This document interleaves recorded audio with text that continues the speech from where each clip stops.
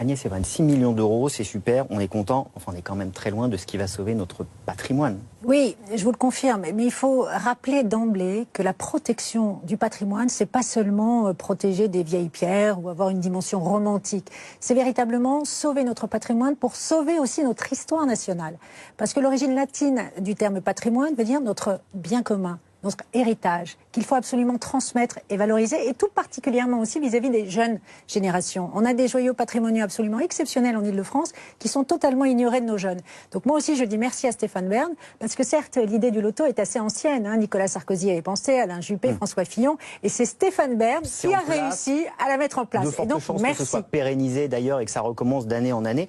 Quand je vous entends parler de notre histoire nationale, pardon de cette question peut-être un peu provocatrice, mais est-ce qu'on n'est pas un peu passéiste sur notre patrimoine? Toujours se dire c'est notre histoire, c'est notre histoire. Mais si Haussmann n'avait pas rasé des quartiers de Paris, on n'aurait pas d'haussmanniens. Est-ce qu'aujourd'hui on n'est pas en train d'empêcher l'éclosion de nouvelles formes de monuments historiques, ceux qu'on reconnaîtra demain et qui marqueront l'évolution de la France? Mais justement, c'est un enjeu absolument central, parce que le patrimoine, c'est aussi, et puis il faut l'assumer, c'est aussi notre histoire nationale, c'est-à-dire c'est un puissant moteur de cohésion sociale, parce que ça nous rassemble tous dans notre identité, dans nos valeurs communes. Tout le temps dans le rétro. Absolument pas, bien au contraire, parce que, comme Victor Hugo le disait, le passé, c'est l'avenir.